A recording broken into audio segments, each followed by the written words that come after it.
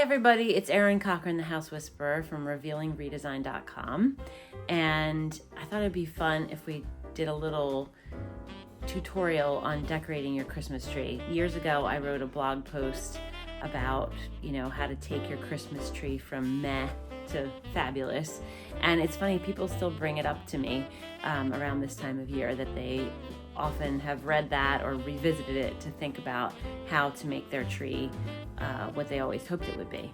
Basically, when you're getting ready to start decorating not just your tree but your house, one of the things that makes it easier is to set up a staging area where sometimes it's easiest right where you store, if you have the room, where you store your Christmas decorations.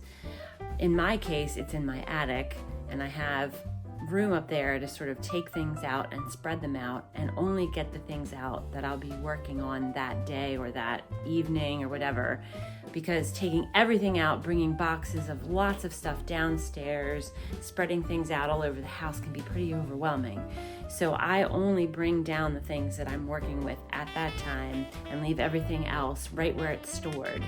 And as you're taking things out, use the opportunity to look at some of the things. You haven't looked at them in a year, maybe longer, and think about whether or not they are things that maybe you don't want to use anymore, maybe you'd like to donate them, maybe get rid of them, or, of course, if they're special things that you want to keep for next year, maybe you're not using them this year, or something you're just keeping as a keepsake, you can store it separately than your Christmas items. But it's always a good time to look through things and think about what you have and what you still want to use, because we all have a lot of stuff for the holidays, and it, again, can be overwhelming to have all of that volume of things to have to sift through. When you come downstairs with your decorations and you're setting up your tree, for us it's always a process because our family room has furniture that usually stays in the same place. Last year we tried a different arrangement, moved the couches around, moved the TV, and some people have to move things quite considerably when they bring their tree into their living space. The most important thing to remember is you want to keep a nice conversation area with your seating so that when people are there for the holidays, you can talk to each other easily. And if you have someone in the family, I know all of us, we love to watch all of our favorite holiday movies. So also comfortable seating where you can watch your favorite TV shows and movies. It's also a fun time to try a new arrangement if you like switching things up. It's one of my favorite things. This year we kept our furniture pretty much in the same space and just moved our TV a little bit, and that worked really well. But sometimes it's fun to move things around and get a fresh look on the room just for that 1 month that you have the tree and for the holidays. If you can move your furniture in such a way that you're providing for space for entertaining, for serving food or drinks to keep people out of the kitchen area. We have a large desk in our family room that serves as our bar area and our hors d'oeuvre area when we have people here for the holidays. So think about that too, so that it makes the whole house function better, where you're entertaining, keeps people out of the kitchen, which can be a crowded space when you have people over for the holidays, and gives people the ability to get a drink or a snack right where they're sitting and not coming into the fray of the kitchen. So coming back to the tree, which is where we started, what our real focus is for this video, one of the most important things when decorating your Christmas tree is having lights on it. A lot of lights.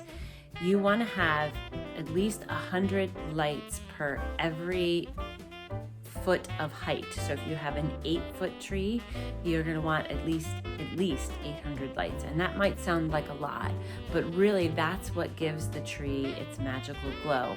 If you only have a few lights, it's not going to look as twinkly.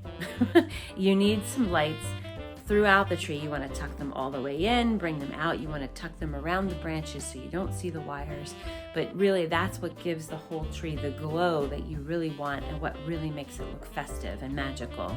The next stage in decorating the tree is going to be adding some sort of consistent element that gives the tree its cohesive look. So in my case this year, I did a red theme. So I chose all large red ornaments and I put them all through the tree, so that gives you that one sort of anchoring visual on the tree.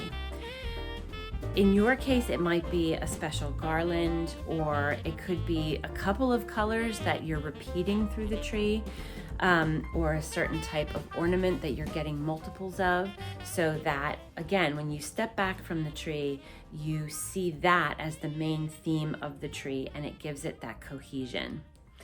Lastly, the things that we all love are our sentimental ornaments, and those are really what you should put on last. We all have special ornaments that, baby's first Christmas, or from the year you got married, or whatever it is that is a special memento from holidays past. So those are the things you're going to add last to the tree and sort of pepper it in among all the other things that have brought it together, and that will be sort of the icing on top and make your tree very personal and special to you. Okay, so basically, in order to keep things simple, you want to set up a staging area to keep yourself sane and not make a mess all over your house. Make sure you get rid of things you're not using to make things easier to put away and less overwhelming next year when you take everything out. Focus on one room at a time so that you can sort of move through the house and not get overwhelmed, get one room finished, then move to the next. And with your tree, the three things I talked about were be bright, meaning add lots of lights, be consistent, meaning add some element that you're going to carry through the whole tree, some sort of single color or a theme that's going to make the tree look cohesive, and then be sentimental, meaning you're adding the sentimental elements that make that tree your family's. All right, happy holidays. I hope you have lots of fun decorating your house this year, and I'll talk to you in the next video.